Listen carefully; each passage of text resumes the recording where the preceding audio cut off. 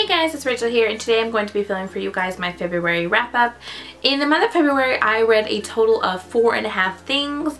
I started out the month reading, and then I took a long hiatus from reading, and then I ended this month with reading more. I just had a really busy month. This is going to be a really busy year, so I read when I feel like it, and I just didn't really feel like it a lot this month, so yes. So the first book that I read this month was I Was Here by Gail Forman. Now this is Gail Forman's newest book, and this came out on January 27th. I did not pre-order this, but I did go out and purchase it when it did come out. I was anticipating this release since last year, and I was very excited to see it. If you guys don't know, this follows a main character named Cody, and Cody's best friend Meg has committed suicide. And Meg's parents have asked Cody to go to Meg's university to go gather her things and bring them back home. So what I really liked about the story is that I think that it realistically portrayed the feelings and emotions that somebody would go through when they find out that their best friend, boyfriend, girlfriend, family member has committed suicide. It touches on the idea that it's okay to be upset. It's okay to feel betrayed. Cody's character goes through the motions of how she feels about the fact that her best friend has committed suicide, and how she feels that she didn't know, she didn't see the signs. How could she not see the signs to help her friend? I really liked the characters in the story. I really liked Cody's character. I liked some of the other characters in the story as well. I don't know how I feel yet. I'm still kind of unsure how I feel about the main male love interest, and there's a reason for that, but I can't tell you because it is a spoiler. But overall, I think I gave this book about 4 stars. I think I did a full review of it. If I did, I will link it down below on my Goodreads. But other than that, I did enjoy this, and I do recommend this if you do like Gail Forman as an author. The next thing I read this month was a graphic novel, and that's going to be Sandman Volume 2, The Doll's House by Neil Gaiman, illustrated by a whole bunch of different illustrators. This was okay. I'm not a massive fan of this graphic novel series. I think I got it on the recommendation of Sana, and I did enjoy Preludes and Nocturnes, which is the first graphic novel in the series. I have to say though that I'm not 100% sure what it is that the graphic novel series is about, what it's aiming for. I like the character, the Sandman. I like his world, but the characters, like in this one particular, there's a whole bunch of different things going on in here, and so I'm not 100% sure what the overall story plot line is in this.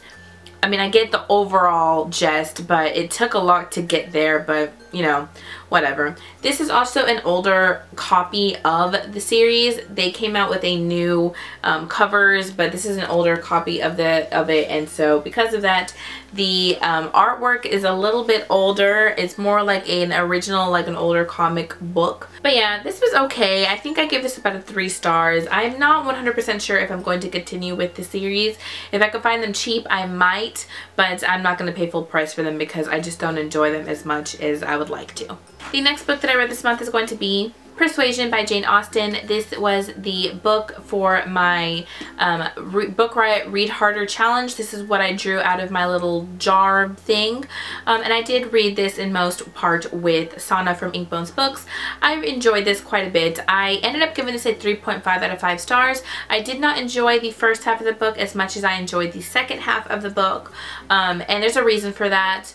The first off, if you don't know what the story is about, this follows a main character named Anne. And Anne has, at the beginning of our story, Anne is engaged to a man named Frederick Wentworth, and her family, her mother, or her father, or her sister, and a very good friend of her have convinced her to not go through with the engagement because it will not help her status. So she ends up ending the engagement, and then you fast forward to now that her family is pretty much gone broke and they're in debt, and so they decide to rent out their home or their estate, and the person that ends up renting it out happens to be Wentworth, now a captain, and so the story progresses from there. This, like I said, the first half of the book wasn't that great for me. I I liked Anne, but she was not a character that I really cared so much about. I wasn't particularly invested in any of the characters within the story. They bullied Anne a lot. I don't know that I understand why it is that Anne's character at the beginning of the story is the type of character that everybody's like, oh, it's just Anne, or oh, Anne's opinion doesn't matter, or oh, Anne is more than happy to stay home to watch my children because what else is Anne gonna do? Like, I don't know that I really enjoyed that. It was kind of weird for me to read that. I don't know why we didn't like Anne that much. And I wish that we would have gotten more insight into Wentworth, the love interest, because I think Wentworth's character is a really interesting character, and I wish we would have gotten to see more inside of his head other than more like a, what is Anne doing throughout her day, or who is Anne talking to throughout her day. I feel like there was a lot of unnecessary information in the book. But yeah, also I really hated Mary. Mary is one of Anne's sister, and I really hated Mary. Every time she spoke, I got really frustrated. I just could not stand her character. The second half of the book made up for the first half of the book. I really enjoyed all the interactions between Anne and Wentworth, and I really loved the letter that Wentworth writes to Anne. And so yes, I really did enjoy this book. I gave it a 3.5 out of 5 stars. The first half being a 3, the second half being a 4-star. And I do, of course, recommend this. I recommend all of Austen's work. I did tab this quite a few times because there were several quotes that I really did enjoy in here. So yes, like I said, I do recommend this if you want some Austen to read. And then the next final thing that I complete this month is going to be Forgive Me, Leonard Peacock by Matthew Quick. This was a really random read that I have an audiobook for it, and so I decided to go ahead and re-listen to the audiobook. The audiobook's about 6 hours long, so I listened to 4 hours of it, and then I finished the rest of it by just reading it on my Kindle. Just really quickly before I let you guys know what the story's about, I do recommend either listening to the audiobook of Forgive Me, Leonard Peacock, or reading a physical copy of it, because in the Kindle version there is footnotes that Matthew Quick has written, and it's very frustrating when you're reading the Kindle edition and clicking on all of the footnotes, because it takes you out of the dialogue into a different page, and then you have to keep going back and forth, and I think that takes away from the story. It was really frustrating to read the footnotes, and so if you're going to read this book, I really recommend to listen to the audiobook or to read it on a physical copy. So like I said, this was a really random read. I was just looking for an audiobook to listen to, and I happened to own a copy of this audiobook, so I went ahead and started to listen to it. I really like the narrator for the audiobook. I think he did a really good job with it, and it was a quite emotional read for me. I did cry more than once while reading it. If you don't know, this follows our main character named Leonard Peacock.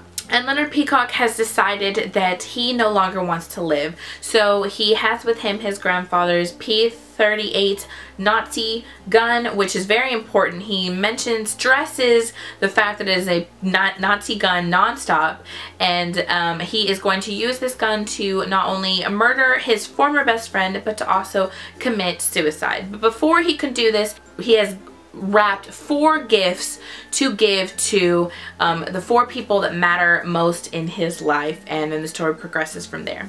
What I liked about the story is that I think that it is an important story to shed light on bullying, depression, suicide, what it means for you to care about a person, to know that one small thing can completely alter a person's life. Also sexual abuse, molestation. I think it sheds a light on that we need to see. However, I didn't like the ending at all. The book was so much of a build-up to get to where we knew it was going to go or could go, and then the book ends rather abruptly, and I don't know that I appreciated that, especially because of the final chapter. The chapter before the very end, the second to the last chapter, did not set well with me. I did not like how it was between his mother and Leonard. I did not enjoy that at all. It really bothered me how it ended. I felt like it left me questioning, left me wondering, which can be a good thing, but I think that in this case it was not a good thing, because I don't like to speculate on things like this. I did not like the mother character at all. There were several characters in the story that I did not like at all, but there's still a lot of characters in here that I did enjoy, namely the teacher, one of the teachers. I enjoyed the story, but I think that there were certain things that could have been done better. Like I said, I did cry. There were some really emotional moments in here that you just felt hopeless, just so sad. Just how can someone treat another person such a way, and how can you not see the signs when they're all right in front of you? But I think it's an important book to read. I think that you should read it. However, I just didn't like the ending of it. I think I ended up giving this about a 3 stars. Also, there's some futuristic letters in here that before you find out what the letters mean, it was kind of weird. But other than that, I ended up finishing the month with finishing half of Murder of Crows by Anne Bishop, the second book in the Other series, in preparation for the third book that comes out on March 3rd, I believe. I will be finishing the book within the next couple of days, and I'm very excited to do so. I love the story. I love Meg. I love Simon. I love Sam, Henry, Vlad, Tess. I love all of the characters within the story. It's really, really fun to read. I really enjoyed it, and I highly recommend it if you are looking for a paranormal romance urban fantasy. This follows our main character named Meg, and Meg is a blood prophet, and this means that when you cut her